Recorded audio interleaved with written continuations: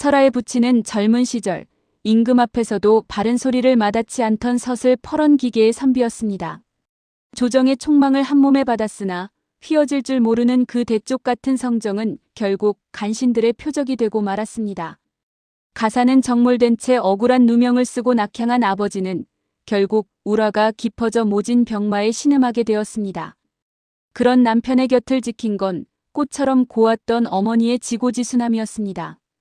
비단 옷자락만 만지던 고운 손가락은 어느덧 굳은 살이 박여 갈라졌고 밤마다 피 섞인 기침을 쏟아내는 남편의 등 뒤에서 소리 죽여 삭바느질을 하며 무너진 가문이 석가래를 온몸으로 떠받쳤습니다. 비참한 현실 속에서 설아를 버티게 한 것은 목숨보다 소중한 어린 동생 윤이었습니다. 끼니조차 잊지 못해 맹물로 배를 채우면서도 동생의 글 읽는 소리는 언제나 낭낭했습니다. 한번 눈에 담은 글귀는 절대 잊지 않는 그 비범함은 몰락한 가문을 다시 일으킬 유일한 불씨이자 마지막 희망이었습니다. 부모의 고결함과 강인함을 그대로 물려받은 설아는 마을 사람들이 차마 쳐다보지도 못할 만큼 처연하고도 아름다운 자태를 지녔습니다. 동생의 붓 한 자루와 종이 한 장을 위해 자신의 끼니를 덜어내고 기름값이 아까워 차가운 달빛에 의지에 바느질을 하던 설아의 청춘은 그렇게 소리 없이 야위어 갔습니다.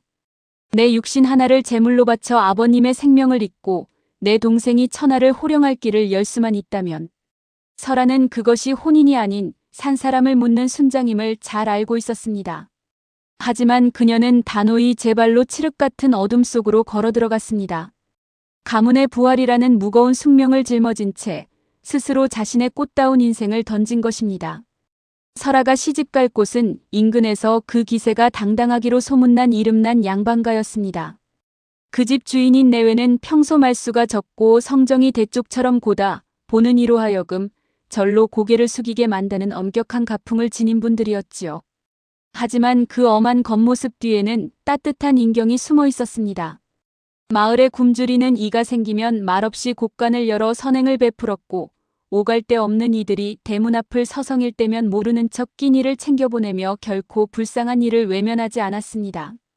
예법과 도리를 목숨처럼 중시하는 완고한 분들이었으나 사람을 귀하게 여길 줄 아는 선비의 참된 품격을 가슴 깊이 새기고 살아가던 이들이었습니다. 하지만 이토록 빈틈없어 보이는 가문에도 단 하나의 깊은 수심이 있었으니 바로 태어날 때부터 기운이 약해 숨조차 가늘게 몰아쉬던 외아들 김선비였습니다.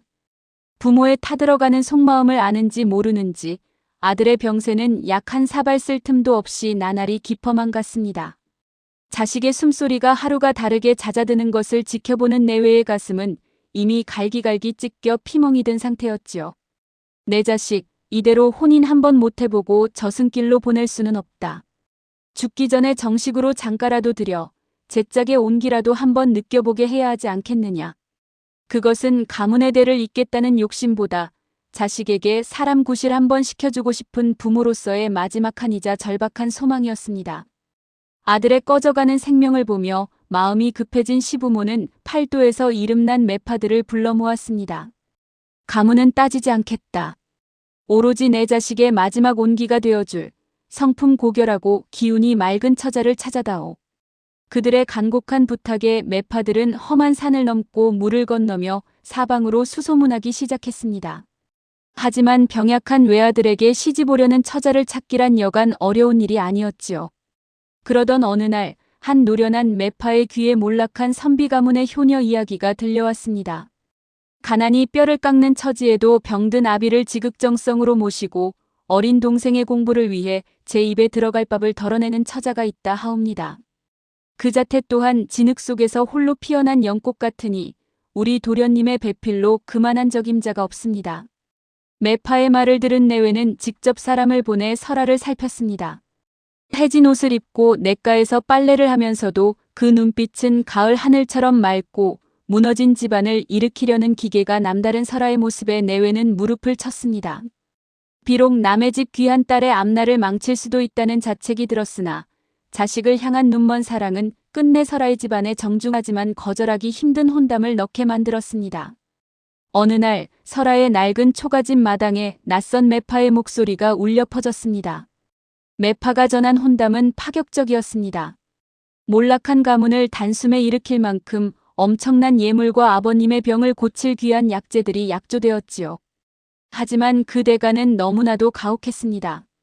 언제 숨이 넘어갈지 모르는 병약한 선비의 배필이 되어 사실상 살아있는 재물이 되어달라는 청이었습니다. 설아의 부친은 알아누운 몸을 일으키려 애쓰며 피 맺힌 목소리로 꾸짖었습니다. 내 비록 명줄이 경각에 달렸으나 어찌 제 자식의 인생을 팔아 목숨을 구걸하겠느냐. 당장 물러가거라. 어머니 또한 설아의 손을 부여잡고 오열했습니다. 설아야, 안 된다. 그곳은 혼례가 아니라 무덤이다. 내 차라리 너와 함께 굶어 죽을지언정 너를 사지로 보낼 수는 없다. 부모님의 통곡 소리에 가슴이 찢어지는 듯했으나 설아는 오히려 담담히 그들의 손을 맞잡았습니다. 그리고 떨리는 목소리로 부모님을 설득하기 시작했습니다. 아버님, 어머님. 이것은 저를 파는 것이 아니라 우리 가문을 살리는 길입니다. 제가 이곳에 남는다면 우리는 모두 서서히 말라 죽을 뿐이지만 제가 그곳으로 감으로써 아버님은 약을 드시고 우리 윤희는 천재성을 썩히지 않고 학문에 정진하여 가문을 다시 세울 수 있습니다. 설아는 흐르는 눈물을 닦으며 말을 이었습니다. 부모님 곁에서 무력하게 죽어가는 딸이 되느니 저 먼 곳에서나마 가문의 등불이 되는 길을 택하게 해주십시오. 그것이 이 못난 딸이 부모님께 드릴 수 있는 마지막 효도이자 간청입니다. 자식의 완강한 결심 앞에 부모는 그저 가슴을 치며 통곡할 뿐이었습니다. 설아는 그렇게 스스로 자신의 꽃다운 청춘을 접어 검게 타들어가는 집안의 불씨를 살리는 길을 택했습니다. 드디어 설아가 시집가는 날이 밝았습니다. 하지만 요란한 풍악도 축원하는 덕담도 들리지 않는 기이할 정도로 적막한 혼례날이었습니다. 낡은 초가집 마당에는 새색시의 연지곤지처럼 붉은 꽃가마 한 채만이 위태롭게 놓여있을 뿐이었습니다. 설아는 화려한 혼례복 위로 하염없이 눈물을 쏟아냈습니다. 병석의 아버지와 오열하는 어머니 앞에 마지막 절을 올리는 그녀의 발걸음은 천근만근 무거웠습니다. 부디 몸조리 잘하시고 우리 윤희를 부디 잘 부탁드립니다. 아버지는 차마 딸의 얼굴을 보지 못하고 고개를 돌렸고 어머니는 쓰러지는 몸을 겨우 지탱하며 설아의 옷자락을 붙잡고 통곡했습니다. 자식을 팔아 목숨을 구걸한다는 세간의 손가락질보다 제 딸을 사지로 내모는 이 현실이 천만 배는 더 아팠습니다. 흔들리는 꽃가마 속 설아는 더 이상 눈물을 흘리지 않았습니다. 멀어지는 초가집을 바라보며 그녀는 조용히 입술을 깨물었습니다. 이 몸 하나 바쳐 아버님의 병환을 낫게 하고 동생이 가문을 다시 일으킬 수만 있다면 나는 괜찮다. 꽃가마는 인적이 드문 산길을 따라 묵묵히 나아갔습니다. 저 멀리 보이는 높은 소슬대문은 설아에게 새로운 삶의 시작이 아닌 거역할 수 없는 차가운 운명으로 들어서는 거대한 문처럼 보였습니다. 꽃가마가 멈춰선 곳은 위세당당한 소슬대문이 버티고 있는 커다란 대갓집이었습니다. 하지만 집안 어디에도 경사스러운 혼례날의 활기란 없었습니다. 잔치를 알리는 화려한 등불도 축하하러 온 손님들의 웃음소리도 들리지 않는 서늘한 적막함만이 감돌 뿐이었습니다. 마당 가득 메운 것은 오직 아픈 신랑을 위해 끓이는 씁쓸한 약탕기의 냄새뿐이었습니다. 번듯한 초래청조차 차려지지 않은 기이한 혼례였습니다. 신랑인 김선비가 몸을 일으킬 기력조차 없이 병석에 누워 있었기 때문입니다. 화려한 혼례복을 입은 설아는 신랑의 얼굴도 보지 못한 채 굳게 닫힌 안방 문 밖 차가운 마루 위에서 홀로 큰절을 올렸습니다. 기품 있는 양반가의 법도조차 병마의 그림자 앞에서는 무색하기만 한 처량한 혼인의 시작이었습니다. 이 광경을 지켜보는 김선비 부모님의 가슴은 미어지는 듯 했습니다. 내 자식을 살리겠다고 저토록 고운 남의 집 귀한 딸을 사지로 불러들였구나. 며느리로 맞이한 설아의 얼굴을 차마 정면으로 바라볼 수 없었습니다. 아들을 살리고픈 절박함이 앞섰지만 동시에 한 처녀의 인생을 제물처럼 바치게 했다는 무거운 죄책감이 그들의 어깨를 짓눌렀습니다. 그들은 설아를 맞이하며 고맙다는 말 대신 가슴 깊은 곳에서 터져나오는 탄식 섞인 한숨으로 인사를 대신할 뿐이었습니다. 초래청도 없는 혼인이라 신방 역시 싸늘하고 적막했습니다. 설아는 홀로 초라한 이부자리에 앉아 맞은편 병상에 누워있는 김선비를 바라보았습니다.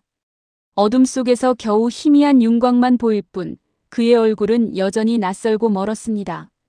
방 안에는 오직 김선비의 거친 숨소리와 약탕기에서 피어오르는 김 그리고 창밖으로 들려오는 쓸쓸한 바람 소리만이 가득했습니다. 이곳이 앞으로 내가 살아가야 할 곳인가? 저분이 내 남편이 될 뿐인가? 설아는 밤새 뜬 눈으로 과거와 미래를 오가는 생각에 잠겼습니다. 병든 아버지를 떠나오던 날의 슬픔, 동생 윤희의 해맑은 얼굴, 그리고 앞으로 이 집에서 겪어야 할 막막한 현실 모든 것이 주마등처럼 스쳐 지나갔습니다. 그녀는 차갑게 식어가는 두 손을 그어쥐며 알 수 없는 운명 앞에서 홀로 굳건해지려 애썼습니다. 그렇게 설아의 첫날 밤은 단 한 번도 눈을 붙이지 못한 채 길고 외롭게 흘러갔습니다. 날이 밝아오자 창문 틈으로 희미한 아침 햇살이 스며들었습니다. 하지만 설아의 마음속은 여전히 밤처럼 어둡고 막막하기만 했습니다. 길고 외로웠던 첫날 밤이 지나고 여명의 푸른 기운이 동창을 통해 스며들기 시작했습니다. 설아는 한숨도 자지 못한 몸을 일으켜 정신을 가다듬었습니다. 이제는 더 이상 친정에 나약한 설아가 아니었습니다. 그녀는 이 집의 며느리로서 맡은 바 소임을 다해야 했습니다. 새벽 어스름 속에서 설아는 다른 집 며느리들과 똑같이 일찍 일어나 고운 한복으로 갈아입었습니다. 냉기가 도는 마루를 맨발로 걸어 시부모님의 침소로 향했습니다. 조심스럽게 문안을 올리고 혹여 불쾌한 표정을 내비칠까 애써 감정을 숨기며 물러섰습니다. 이어서 곧바로 수라간 부엌으로 향하여 서툰 솜씨로 아침상을 차리기 시작했습니다. 설아가 차린 아침상을 받아든 시부모님의 마음은 여전히 복잡했습니다. 참으로 곱고 마음씨도 착한 아인데 하필이면 우리 집에 시집을 와서 이리 귀한 딸을 병든 아들의 아내로 들인 죄책감은 사라지지 않았습니다. 며느리로서 일찍이 일어나 자신들을 섬기는 설아의 모습이 고맙기도 했지만 동시에 가여운 마음에 가슴 한편이 시리고 아팠습니다. 차마 따뜻한 위로의 말 한마디 건네지 못하고 그저 무거운 침묵 속에서 수저를 들 뿐이었습니다. 설아가 대갓집의 일원이 된 지 며칠이 지났지만 집안 분위기는 여전히 얼음장 같았습니다. 설아가 마당을 지나거나 우물가에 서기라도 하면 옹기종기 모여있던 하인들은 슬그머니 시선을 피하며 입을 맞추었습니다. 쯧쯧, 저 고운 얼굴로 죽을 날만 기다리는 신랑 수발이라니. 제 발로 무덤에 들어온 격이지. 몰락한 가문이라더니 집안 살리겠다고 딸을 판 게지. 안 그러면 누가 이 집에 시집을 오겠나. 가시돋친 말들이 바람을 타고 설아의 귓가를 스쳤습니다. 억장이 무너지고 뺨이 화끈거리는 수치심이 밀려왔지만 설아는 걸음을 멈추지 않았습니다. 오히려 허리를 더 곧게 펴고 보지 말아야 할 것을 본 듯 눈길 한 번 주지 않은 채 묵묵히 앞만 보고 걸었습니다. 내 귀가 막힌 것이 아니요. 내 마음이 죽은 것도 아니다. 다만 내가 짊어진 가문의 무게가 저들의 가벼운 잇놀림보다 무거울 뿐이다. 설아는 하인들의 수군거림을 마치 존재하지 않는 바람 소리처럼 흘려보냈습니다. 비굴하게 눈치를 보지도 화를 내며 맞서지도 않는 그녀의 담대함에 오히려 수군대던 이들이 당황하여 입을 다물었습니다. 설아는 그렇게 스스로 만든 침묵의 성벽 안에서 자신의 자존감과 가족을 향한 결심을 꿋꿋하게 지켜내고 있었습니다. 하인들의 차가운 시선과 수군거림 속에서도 설아는 굳건히 자신의 자리를 지켰습니다. 그녀의 시선은 오직 병석의 김선비에게로 향했습니다. 새벽부터 깊은 밤까지 설아는 그림자처럼 김선비의 곁을 지키며 간병에 온 힘을 쏟았습니다. 가장 먼저 그녀의 손에 익숙해진 것은 탕약을 다리는 일이었습니다. 새벽 일찍 일어나 불을 지피고 약재를 넣고 정성껏 약물을 조절하며 탕기를 지켰습니다. 쓰디쓴 약재의 향이 코를 찔렀지만 설아는 한 번도 인상을 찌푸리지 않았습니다. 혹여 탕약이 식을까 혹은 넘칠까 노심초사하며 약그릇을 김선비의 방으로 가져갔습니다. 김선비는 좀처럼 의식을 차리지 못하고 고통스러운 신음만 내뱉는 날이 많았습니다. 설아는 그런 그에게 한 숟가락 한 숟가락 정성껏 탕약을 먹였습니다. 때로는 약물을 제대로 삼키지 못해 흘리면 그녀는 속상한 마음을 숨기고 다시 깨끗이 닦아내며 인내했습니다. 잠시라도 편히 눈을 붙일 새도 없이 밤낮 없이 옷매무새를 정리하고 땀을 닦아주고 방안을 청결히 했습니다.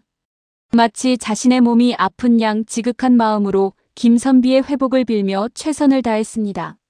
설아는 그저 병약한 신랑의 쾌유를 비는 지극한 며느리였습니다. 그러나 그녀의 마음속에는 병이 나으면 가족에게 돌아갈 수 있을 것이라는 작고 희미한 희망이 함께 피어나고 있었습니다. 그 희망이 그녀를 지치지 않게 하는 유일한 힘이었습니다. 설아의 지극한 정성에도 불구하고 차가운 운명은 끝내 비껴가지 않았습니다.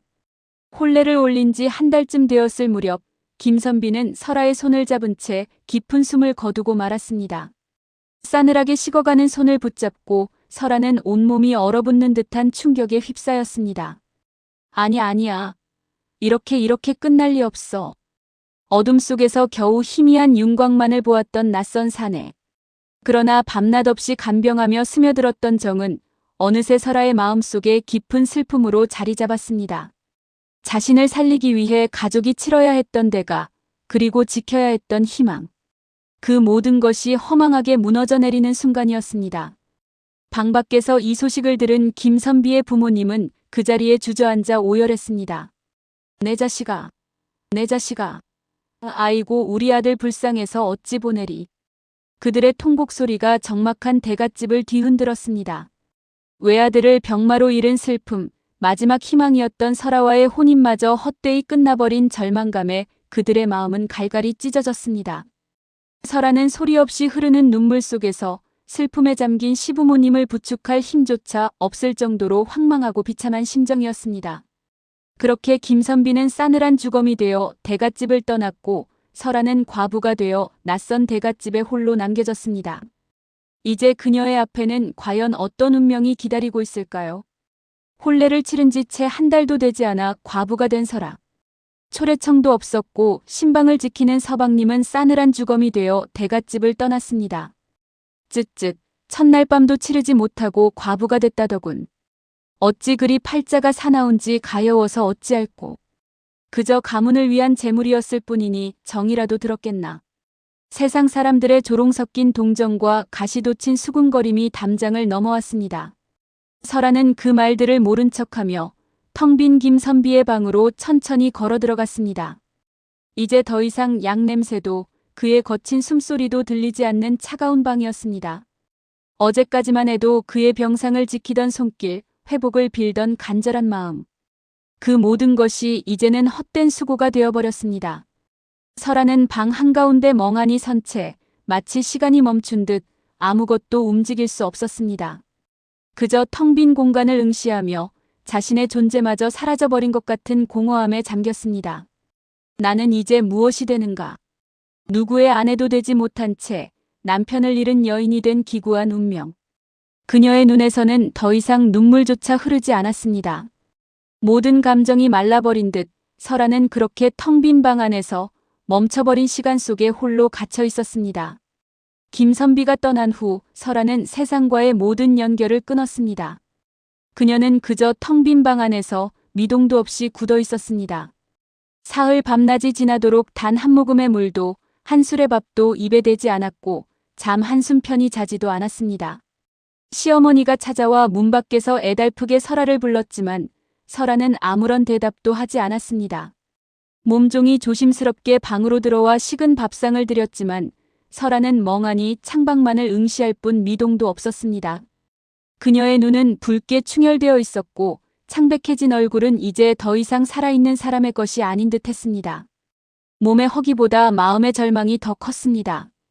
그녀는 마치 세상에 존재하지 않는 사람이 된 듯 모든 것이 멈춘 시간 속에 갇혀버린 듯 했습니다.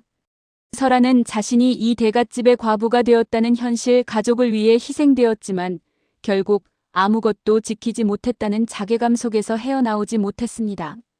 그녀의 마음은 굳게 닫혔고 스스로를 어둠 속에 가두었습니다. 창문 틈으로 들어오는 희미한 햇살만이 굳게 닫힌 방문 틈새로 멈춰버린 설아의 시간 위로 부서질 뿐이었습니다. 사흘 밤낮을 죽은 듯 앉아있던 설아가 드디어 미동했습니다. 핏기 없는 입술을 굳게 다물고 그녀는 흐릿한 정신을 애써 부여잡았습니다. 이대로 주저앉아 있을 수는 없어. 그녀의 눈앞에 병색이 완연했던 친정 아버지의 모습이 스쳐 지나갔습니다. 그리고 동생 윤희가 활짝 웃으며 글 공부를 하던 모습도 떠올랐습니다. 자신이 이곳에 온 이유, 기꺼이 희생을 감내했던 이유를 다시금 되새겼습니다. 아버지는 이제 건강해지셨을 터, 윤희도 마음껏 공부하고 있을 터였습니다. 자신은 가족을 지키기 위한 중요한 역할을 해냈습니다. 또한 설아는 생각했습니다.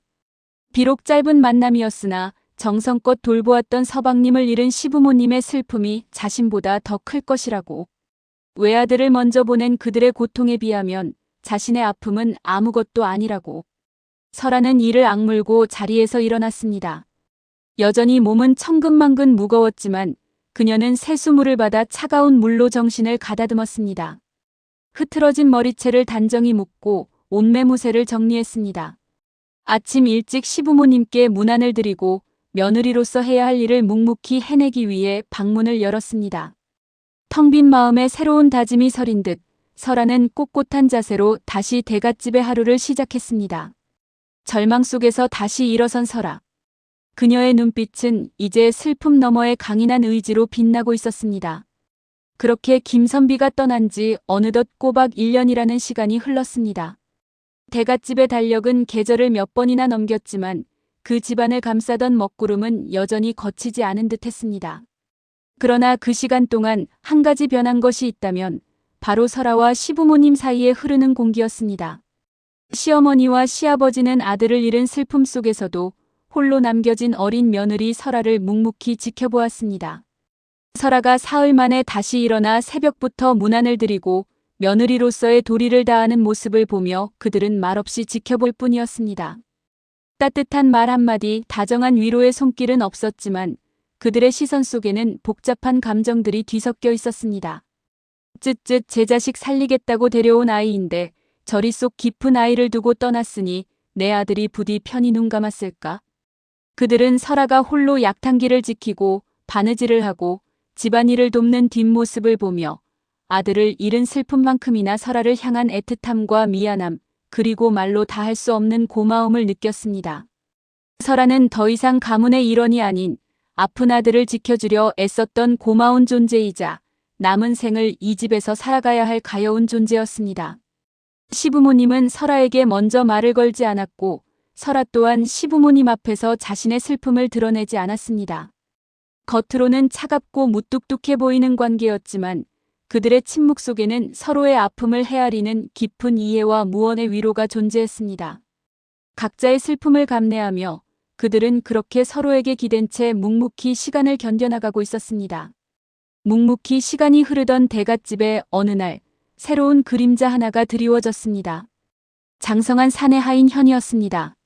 시부모님이 직접 데리고 온 현은 여느 노비들과는 사뭇 다른 분위기를 풍겼습니다. 건장한 체격에 깊이를 알 수 없는 눈빛. 그는 좀처럼 웃는 법이 없었고 누구와도 길게 대화를 나누지 않았습니다. 오직 주어진 일에만 묵묵히 전념할 뿐이었습니다.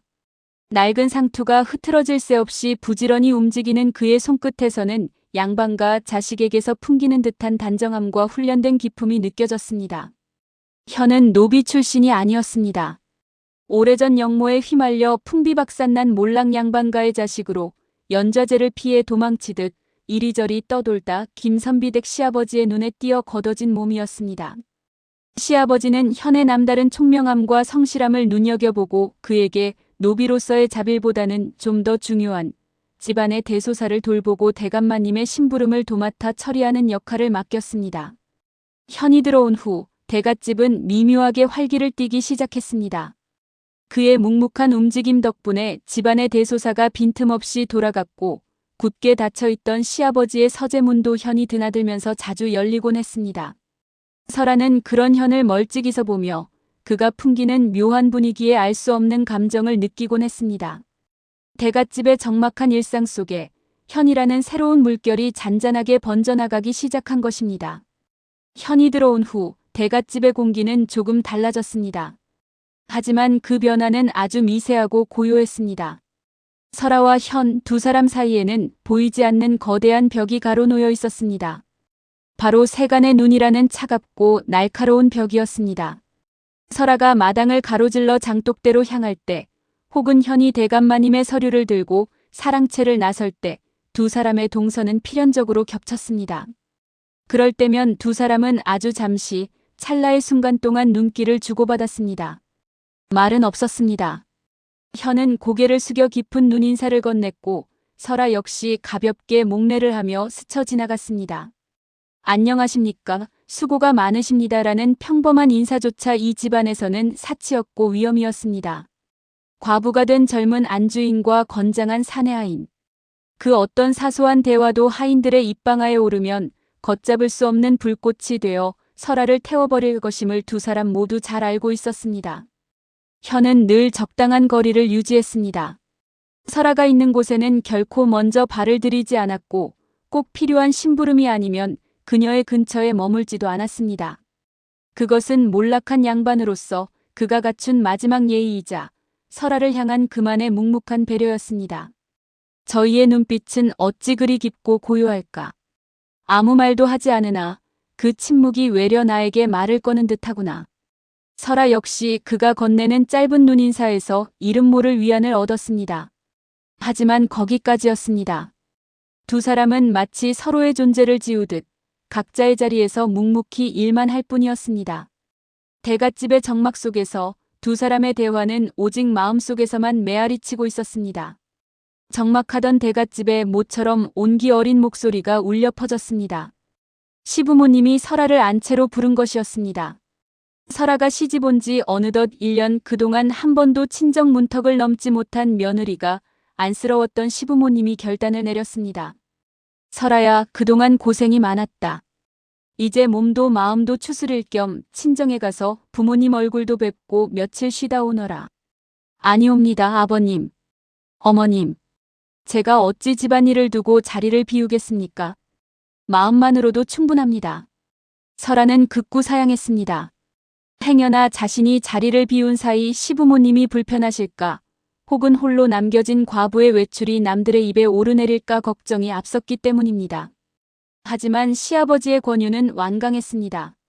현아, 내가 이 아이를 친정집 앞까지 무사히 모셔다 드리고 오너라.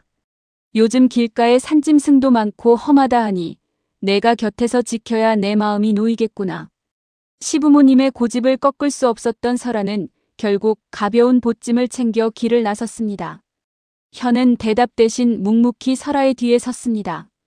항상 눈인사만 나누던 두 사람이 처음으로 나란히 대문을 나서는 순간이었습니다. 마을 어귀를 벗어날 때까지 두 사람 사이에는 어색한 정적이 흘렀습니다. 설아는 앞서 걷는 현의 듬직한 뒷모습을 보며 묘한 긴장감을 느꼈고 현은 혹여나 설아의 발걸음이 무거울까 보폭을 맞추며 조심스럽게 길을 열었습니다. 부모님을 뵙는다는 기쁨보다 이와 단둘이 걷는 이 길이 왜 이토록 낯설고 떨리는 것일까? 대갓집의 높은 담장을 벗어나 푸른 산길로 접어들자 억눌려 있던 설아의 마음 위로 시원한 바람이 불어왔습니다. 그것은 결코 짧지 않을 두 사람만의 특별한 여정의 시작이었습니다. 대갓집의 높은 담장 안에서는 결코 허락되지 않았던 대화가 시원한 바람이 부는 산길 위에서 비로소 시작되었습니다.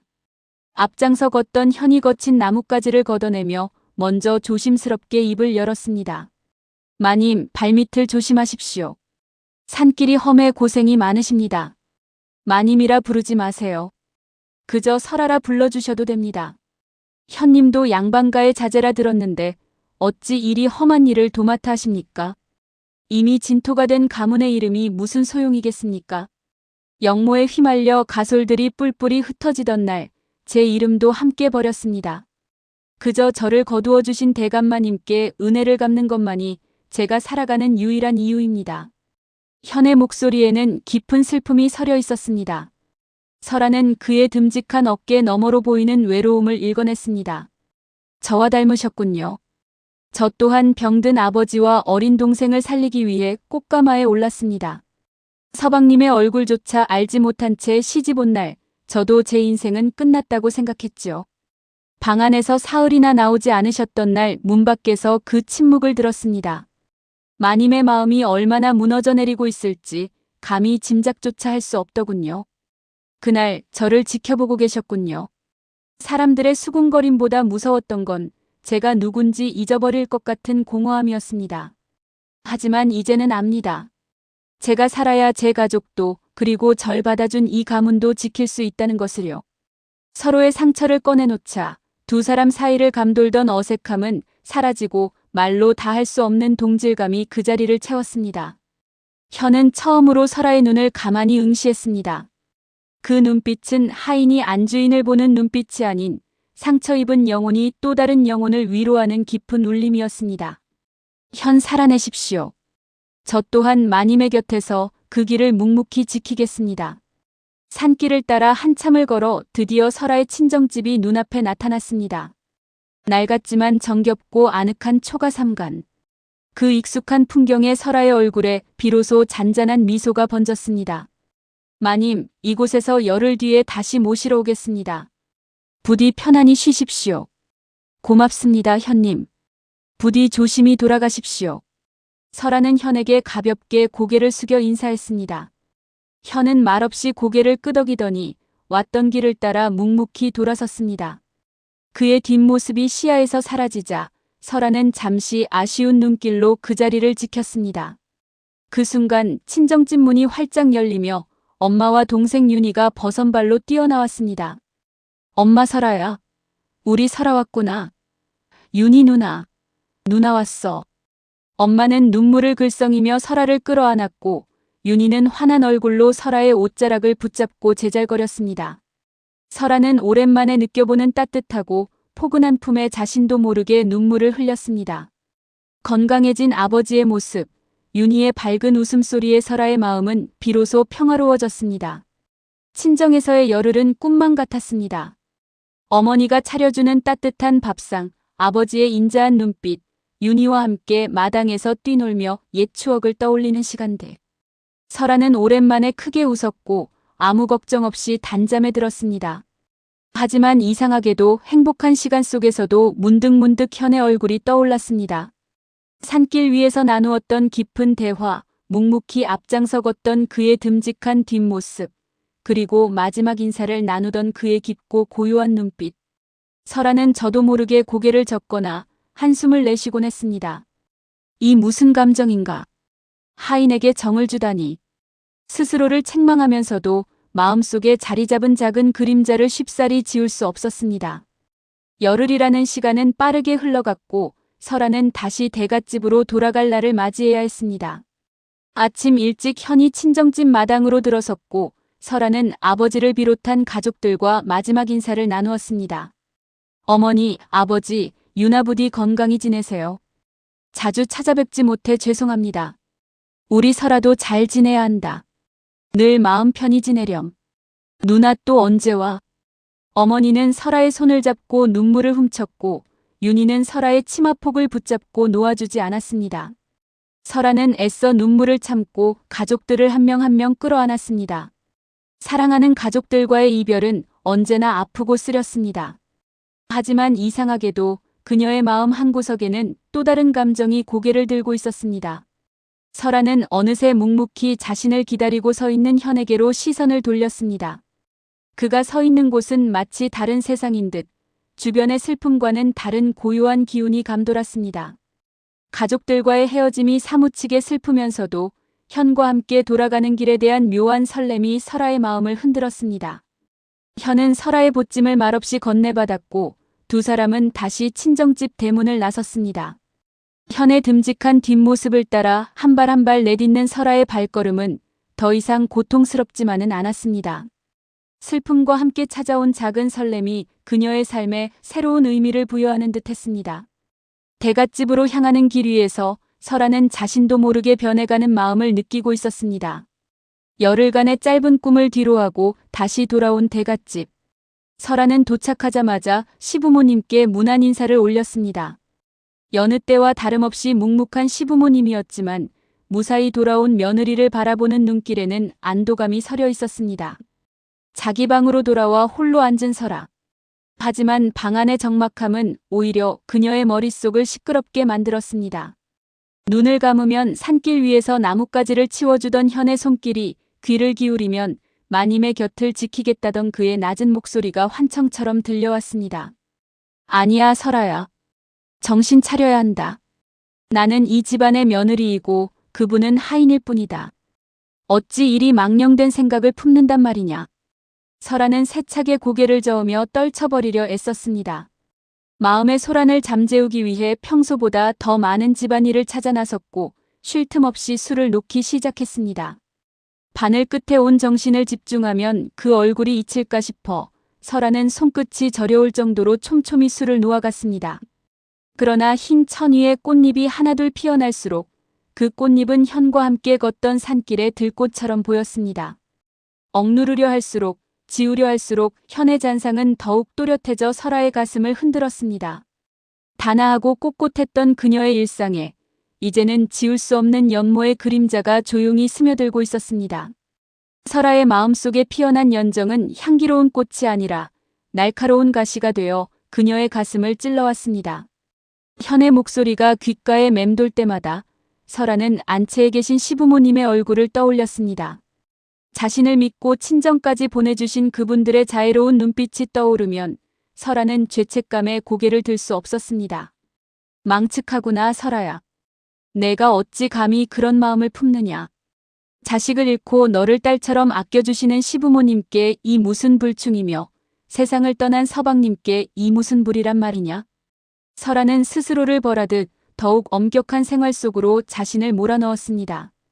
현이 있을 법한 마당으로는 눈길조차 주지 않았고 혹여 밖에서 그의 발소리가 들리면 마치 죄인이라도 된 듯 숨을 죽였습니다. 식사 수발은 더욱 정성스러워졌고 문안 인사는 한치의 흐트러짐도 없었습니다. 시부모님 앞에서 설아는 이전보다 더 완벽한 며느리가 되려 애썼습니다. 하지만 그 단아한 미소 뒤에는 스스로를 옥죄는 거대한 쇠사슬이 채워져 있었습니다. 현을 향한 마음을 죄라고 단정한 그녀는 자신의 감정을 한 방울도 남김없이 메마르게 하려 필사적으로 노력했습니다. 현이 곁을 지나가도 설아는 이제 눈길 한 번 주지 않았습니다. 꼿꼿하게 세운 고개와 굽게 담은 입술은 마치 차가운 석상 같았습니다. 그러나 억누를수록 심장 소리는 더욱 크게 울려 퍼졌고 설아는 그 소리가 시부모님께 들릴까 두려워 매일 밤 뜬 눈으로 밤을 지새웠습니다. 흐르는 물처럼 세월은 결코 멈춰서는 법이 없었습니다. 그렇게 대갓집의 기와 지붕 위로 계절이 12번을 돌아 어느덧 김선비가 세상을 떠난 지 꼬박 3년이라는 시간이 흘렀습니다. 죽은 이는 말이 없으나 산 이들의 몸에는 시간의 흔적이 켜켜이 쌓여갔습니다. 설아의 앳된 얼굴엔 제법 단단한 기품이 서렸고 며느리를 지켜보던 시부모님의 눈가엔 깊은 주름이 훈장처럼 자리 잡았습니다. 마침내 소상과 대상을 지나 비로소 고인을 마음에서 놓아주어야 하는 탈상의 날이 밝았습니다. 대감마님과 마님 그리고 설아와 현을 포함한 집안 식솔들은 김선비가 영원히 잠든 선산을 찾았습니다. 정성껏 준비한 제물을 차려놓고 3년 전 그 차갑고 시렸던 이별의 조각들을 가슴에 묻으며 마지막제를 올렸습니다. 설아는 하얀 소복을 입고 절을 올리며 3년 전 약탕기를 지키며 쾌유를 빌던 자신의 모습을 떠올렸습니다. 이제는 가물거리는 서방님의 얼굴이지만 그를 향한 미안함과 고마움은 여전히 마음 한구석에 무겁게 내려앉아 있었습니다. 그런 설아의 뒤편에서 현은 묵묵히 그녀의 뒷모습을 지켜보았습니다. 그는 지난 3년 내내 설아의 곁을 그림자처럼 맴돌며 비바람이 불 때마다 보이지 않는 곳에서 그녀의 버팀목이 되어 주었습니다. 제를 마치고 내려오는 길 설아는 잠시 걸음을 멈추고 뒤를 돌아 산소를 바라보았습니다. 이제는 정말 그를 보내주어야 할 시간임을 직감한 그녀는 마음속으로 고요한 마지막 인사를 건넸습니다. 서방님, 이제 편히 쉬십시오. 저 또한 이제 제게 주어진 길을 묵묵히 걸어가겠습니다. 내려오는 산길 위로 붉은 노을이 쏟아져 내렸습니다. 그 빛 아래 설아의 그림자와 현의 그림자가 길게 늘어져 잠시나마 하나로 포개어 겹쳐졌습니다.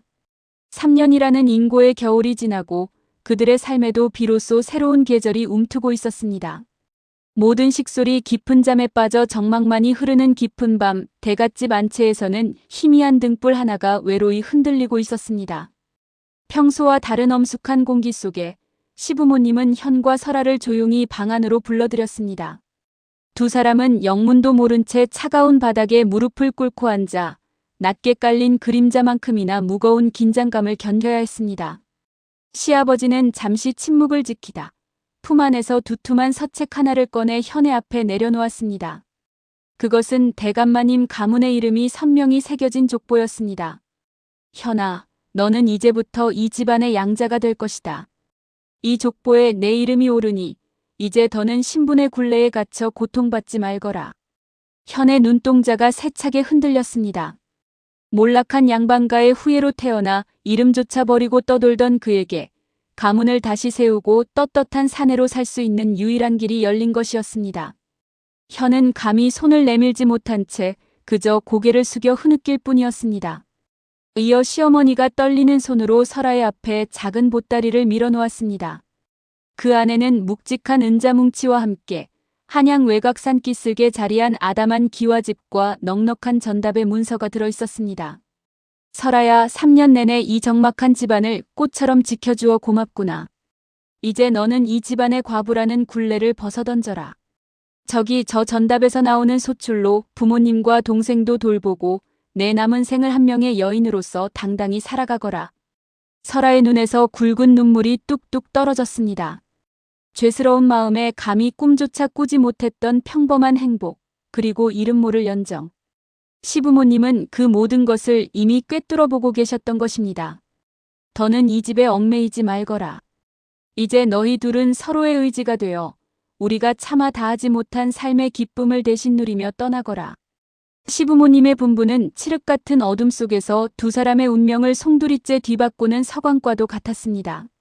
죄스러움과 감사함, 그리고 비로소 허락된 연모의 감정이 폭풍처럼 휘몰아치는 밤이었습니다. 그것은 단순한 명령이 아닌 억눌린 두 영혼에게 시부모님이 건네는 가장 숭고하고도 위대한 축복이었습니다. 설아와 현의 간절한 울먹임이 방안을 채웠습니다. 무거운 정적만이 흐르고 촛불만이 일렁이는 소리만이 방안 가득 울려 퍼졌습니다. 바닥에 머리를 조아리며 울먹이는 목소리로 아버님, 어머님. 이 무슨 당치 않은 말씀이십니까? 저는 이 집안의 귀신이 되겠다 맹세한 몸입니다. 어찌 서방님을 두고 저만 살 길을 찾아 떠나겠습니까? 제발 이 보따리를 거두어 주십시오. 현 떨리는 목소리로 곁에서 거들며 저 또한 마찬가지입니다. 미천한 저를 거두어 사람답게 살게 해주신 은혜만으로도 평생이 모자랍니다. 양자라니요, 떠나라니요. 죽어도 대감마님 곁을 지키며 은혜를 갚겠습니다. 제발 제고하여 주십시오. 시아버지의 손이 책상을 탁 치는 소리가 고요를 갈랐습니다. 시아버지, 엄중하고 단호하게 그만하거라. 내 이미 마음을 굳혔고 관아의 모든 절차를 마친 일이다. 이제 이 족보에 적힌 내 이름은 되돌릴 수 없으며 너희가 거부한다 한들 너희는 이미 이 집안의 식솔이 아니다. 내 말이 같지 않으냐? 시어머니는 설아의 떨리는 손을 꼭 맞잡았습니다. 시어머니, 설아야, 현아. 이것은 너희를 버리는 것이 아니라 우리가 너희에게 줄 수 있는 마지막 선물이다. 죽은 내 아들도 너희가 이 적막한 무덤 같은 집에서 시들어가는 것을 결코 원치 않을 게야. 부모의 마지막 유언이라 생각하고 제발 받아들여라. 설아는 시어머니의 손을 잡고 오열했다. 어머니, 어찌 저희에게 이리 가혹한 은혜를 베푸십니까? 저희가 어찌 감히. 시아버지의 목소리가 다시 한번 방 안에 울려 퍼졌습니다. 시아버지 가라앉은 목소리로 마지막 쐐기를 박듯. 날이 박는 대로 떠나거라. 뒤돌아보지 말고 그저 너희 두 사람의 앞날만 생각하며 살거라. 이것이 너희가 우리에게 할 수 있는 마지막 효도다. 더는 거부할 수 없는 운명이었습니다. 시부모님의 완고한 결단은 바위처럼 단단했고 그 속에 담긴 사랑은 바다보다 깊었습니다. 설아와 현은 뜬 눈으로 밤을 지새우며 자신들을 옥죄던 굴레를 벗겨준 그 은혜를 가슴 깊이 새겼습니다. 먼동이 트기 전 사위가 푸르스름한 안개에 잠긴 시각. 설아와 현은 각자의 짐을 챙겨 방을 나섰습니다. 보따리는 가벼웠으나 그 속에 담긴 마음의 무게는 천근만근이었습니다. 아버님, 어머님, 소부, 이 은혜 평생 잊지 않고 잘 살겠습니다. 부디 강건하십시오. 설아는 시부모님이 계신 방을 향해 소리 없는 큰절을 올리며 나직이 은조렸습니다. 현 가시지요, 마님. 아니, 이제는. 현은 차마 말을 잇지 못한 채 설아의 보찜을 대신 받아들고 앞장섰습니다. 그의 어깨는 어느 때보다 무거워 보였으나 눈빛만은 설아를 지키겠다는 결연함으로 빛나고 있었습니다. 두 사람은 식솔들이 깰세라 발소리를 죽이며 정든 집을 나섰습니다. 3년 전 상복을 입고 처음 이 집에 발을 들였던 설아와 그림자처럼 그녀를 지켰던 현. 이제 두 사람은 하인과 주인의 관계가 아닌 새로운 운명을 공유하는 동반자로서 첫 발을 내디뎠습니다. 대문을 나선 설아가 잠시 멈춰서서 뒤를 돌아보았습니다. 안개에 가려진 대갓집의 기와 지붕이 흐릿하게 멀어져 갔습니다. 눈물로 젖은 그녀의 시야 위로 시부모님이 건네준 자유와 현의 듬직한 뒷모습이 겹쳐졌습니다. 차가운 새벽 공기를 뚫고 두 사람의 발걸음은 이름 모를 내일을 향해 묵묵히 나아갔습니다. 더 이상 뒤를 돌아볼 수 없었습니다. 시부모님의 깊은 뜻을 가슴에 품은 채 설아와 현은 해가 뜨기 전 마을을 벗어나기 위해 부지런히 발걸음을 옮겼습니다. 어둠이 거치지 않은 새벽길은 차갑고 고요했습니다. 얼마나 걸었을까? 마침내 가파른 언덕 마루에 올라섰을 때였습니다. 동쪽 하늘 끝에서부터 붉은 기운이 번져 오르며 기다렸다는 듯 둥근 해가 서서히 모습을 드러내기 시작했습니다. 세상을 밝히는 찬란한 빛 아래 멀리 아득하게 대갓집의 기와 지붕이 눈에 들어왔습니다. 마님, 아니 설아님. 현은 설아를 향해 돌아섰습니다. 그의 얼굴에는 새벽 햇살이 비치고 있었고 굳게 담은 입술은 이제 새로운 이름으로 그녀를 부르는 설렘과 결의로 떨리고 있었습니다. 현님. 설아 또한 현을 바라보았습니다. 이제는 하인과 주인의 구분이 사라진 그들의 이름이 새로운 시작을 알리는 신호탄처럼 느껴졌습니다. 두 사람은 약속이라도 한 듯 떠오르는 태양을 등지고 멀리 보이는 대갓집을 향해 천천히 무릎을 꿇었습니다. 지난 3년간의 인연 그리고 자신들에게 새로운 삶을 선물한 시부모님의 깊은 은혜에 보답하듯 둘은 고개를 숙여 땅에 이마를 대는 큰 절을 올렸습니다. 그것은 이별의 인사이자 새로운 시작을 향한 다짐이었습니다. 눈물과 함께 과거를 흘려보내고 붉게 떠오르는 해처럼 뜨거운 희망을 가슴에 품는 순간 두 사람의 그림자가 언덕 위에 길게 드리워지며 새로운 운명의 서막을 알리고 있었습니다. 사흘 밤낮을 쉬지 않고 걸었습니다. 발바닥은 부르트고 몸은 고단했지만 서로의 존재가 지팡이가 되고 등불이 되어주었습니다. 마침내 한양 외곽 울창한 소나무 숲이 감싸안은 산기슭에 도착했을 때 두 사람 앞에는 시부모님이 마련해 주신 아담하고 정갈한 기와집이 기다리고 있었습니다. 도착했습니다. 이제 이곳이 우리의 집입니다. 현은 보찜을 내려놓으며 설아를 바라보았습니다. 그의 목소리에는 이제껏 느껴보지 못한 안도감과 벅찬 감동이 서려 있었습니다. 참으로 고운 곳이네요. 현님, 우리 이곳에서 정말 행복해져요. 설아는 마당에 핀 들꽃을 보며 환하게 웃었습니다. 대갓집의 무거운 공기를 벗어던진 그녀의 미소는 마치 봄날의 햇살처럼 투명했습니다. 그곳에서의 삶은 소박하지만 더없이 단란했습니다. 현은 이른 아침이면 산에 올라 나무를 해오고 시부모님이 주신 전답을 일구며 구슬땀을 흘렸습니다. 이제 더 이상 누군가의 종이 아닌 한 집안을 책임지는 당당한 주인으로서의 삶이었습니다. 설아는 마루에 앉아 정성껏 술을 놓거나 현이 가져온 나물로 소박한 밥상을 차렸습니다. 저녁이면 툇마루에 나란히 앉아 저무는 노을을 바라보며 도란도란 이야기를 나누었습니다. 신분의 벽도 타인의 시선도 없는 그곳에서 두 사람은 비로소 온전한 사내와 여인으로 서로를 마주보았습니다. 오늘 하루도 고생 많으셨습니다. 곱디곱던 손에 물 마를 날이 없으니 제 마음이 무겁습니다. 대갓집 마님으로 계셨더라면 비단옷에 손 하나 까딱 않고 사셨을 뿐인데 저 때문에 이런 산골에서 고생만 하시는 것 같아 송구할 따름입니다. 현님, 어찌 그런 말씀을 하십니까? 비단옷을 입고 있어도 마음이 겨울 같으면 그것이 무슨 소용입니까? 저는 지금 이 무명옷이 세상에서 가장 따뜻합니다. 당신이 산에서 해온 나무로 밥을 짓고 당신과 마주 앉아 소박한 국 한 그릇 나누는 지금이 제 평생 처음으로 숨을 쉬고 있는 것만 같습니다. 3년 전 그저 먼 발치에서 마님을 지켜보는 것만으로도 제 생은 충분하다 여겼습니다. 감히 곁에 서는 것조차 죄라 생각했는데 지금 이렇게 당신의 온기를 느끼고 있다는 것이 사실은 아직도 꿈만 같아 자꾸만 겁이 납니다. 혹여 눈을 뜨면 다시 그 적막한 행랑채에 홀로 서 있을까 봐서요. 꿈이 아닙니다. 제 손에 온기가 느껴지시지요? 이제는 더 이상 마님이라 부르지 마십시오. 저는 그저 당신의 아내 설아입니다. 이제는 누구의 눈치도 볼 필요가 없으니 제가 당신을 연모하는 만큼 당신도 저를 아껴주세요. 그것이면 충분합니다. 설아, 내 평생을 바쳐 당신을 지키겠습니다. 신분도 과거도 없는 이곳에서 오직 당신의 사내로만 살겠습니다. 죽는 날까지 이 손 절대로 놓지 않겠습니다. 밤이 깊어갈수록 작은 방 안을 밝히는 등불은 더욱 따스하게 일렁였습니다. 두 사람은 시부모님의 은혜를 기리며 그동안 가슴속에 묻어두었던 소소한 꿈들을 하나둘 꺼내어 나누었습니다. 밖에는 차가운 비바람이 불어올지라도 서로의 심장 소리가 맞닿아 있기에 두렵지 않았습니다. 산기슭 작은 기와집에는 그렇게 사랑의 향기와 웃음소리가 끊이지 않았고 설아와 현의 새로운 삶은 깊어가는 계절만큼이나 아름답고도 애절하게 무르익어갔습니다. 계절이 여러 번 바뀌고 강산도 변한다는 세월이 흘러갔습니다. 산기슭 작은 기와집에는 어느덧 설아와 현을 꼭 닮은 아이들의 해맑은 웃음소리가 울려 퍼졌습니다.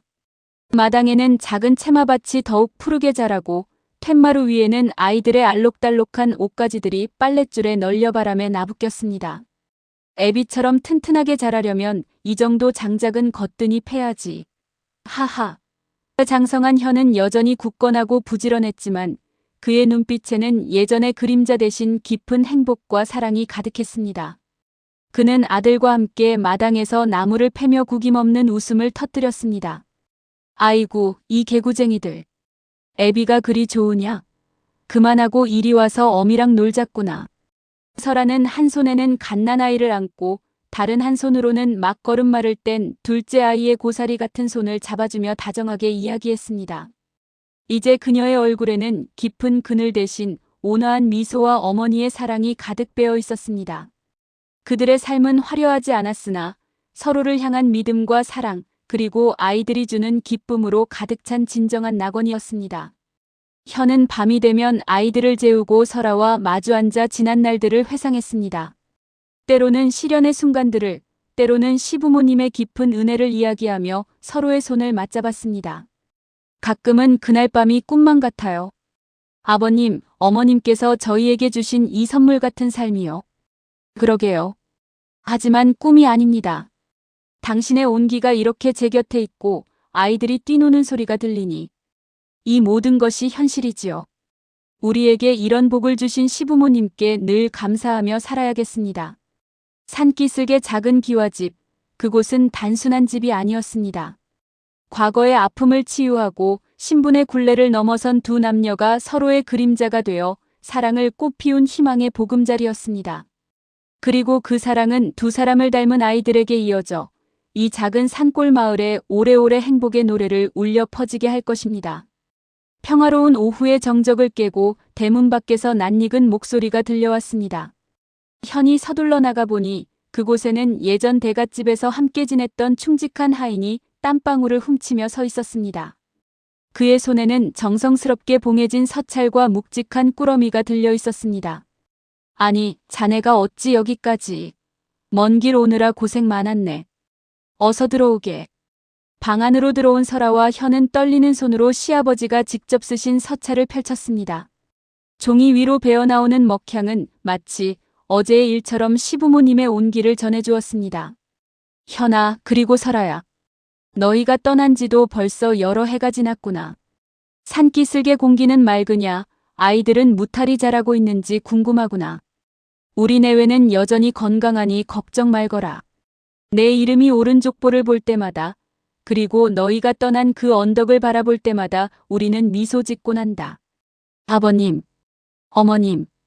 서찰에는 본가의 소식도 담겨 있었습니다. 시아버지는 관직에서 물러나 소박하게 여생을 보내고 계시며 시어머니는 가끔 설아가 쓰던 방을 들여다보며 너희의 행복을 빌고 계신다는 소식이었습니다. 함께 보낸 꾸러미 안에는 아이들을 위한 색동옷과 귀한 약재, 그리고 설아가 좋아하던 본가 뒷산의 차가 정성껏 담겨 있었습니다. 현 우리를 잊지 않으시고 이리 마음을 써주시니 어찌 이 은혜를 다 갚을 수 있겠습니까? 우리가 보란 듯이 더 행복하게 사는 것. 그것이 두 분께 드리는 최고의 보답이겠지요. 현님, 조만간 아이들을 데리고 먼 발치에서라도 인사를 드리고 와요. 서찰 한 장에 담긴 소식은 두 사람의 가슴에 다시금 뜨거운 감동의 불꽃을 지폈습니다. 비록 몸은 떨어져 있으나 마음만은 여전히 하나의 끈으로 이어져 있음을 확인한 순간이었습니다. 산골집의 저녁 노을은 그 어느 때보다 붉고 따스하게 타올랐고 시부모님의 자애로운 마음은 민들레 씨앗처럼 바람을 타고 날아와 두 사람의 삶에 더 깊은 뿌리를 내리고 있었습니다. 세월은 물처럼 흘러 상처를 씻어내고 그 자리에 사랑이라는 이름의 새살을 틔웠습니다.